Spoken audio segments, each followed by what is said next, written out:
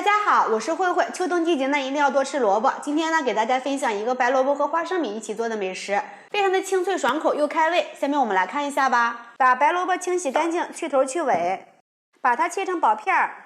秋冬季节一定要多吃一点白萝卜，它可以促进肠胃蠕动，提高免疫力。白萝卜是属于蔬菜中的水果，水果中的蔬菜，能起到一定的改善营养的作用。把白萝卜切成长条，放入大碗里，放入15克的食用盐，用手给它抓拌一下，抓拌均匀，腌制20分钟。把花生米放入大碗里，放入20克的花椒，3个八角，生姜，1大勺食用盐，倒入适量的清水，给它浸泡半个小时。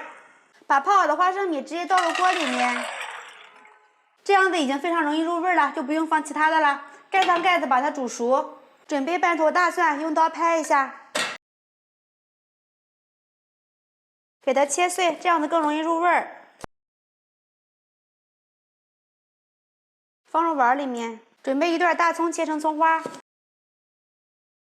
放入碗里面，放入2克的白糖，20克的辣椒面，15克的白芝麻，再放入1大勺的食用盐，浇上烧好的花椒油，边倒边搅拌。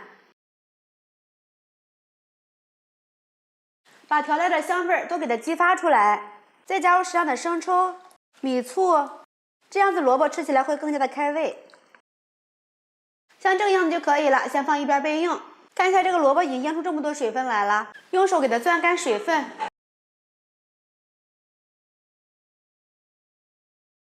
放入一个干净的大碗里，倒入煮好的花生米，把调好的料汁倒入里面，戴上一次性的手套给它抓拌均匀。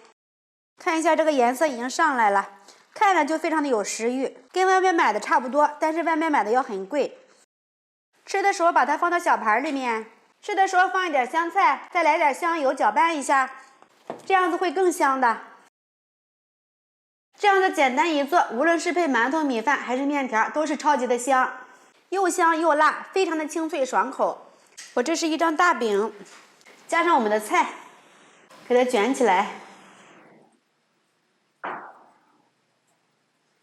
我来咬一口，吃到嘴里又香又辣，清脆爽口，真的是非常下饭。这个做法我要强烈推荐一下，真的是非常的美味。喜欢的朋友们就赶紧试一下吧。喜欢慧慧的视频，请点击关注、转发，拜拜。